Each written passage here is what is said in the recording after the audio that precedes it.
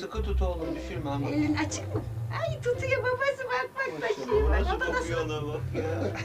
Annesi bak. Kapatsana. Ay öptüler annesini bak. Bakayım. Bak Bak, annesi aç bir şu daha, ağzını bak bak. Bir daha.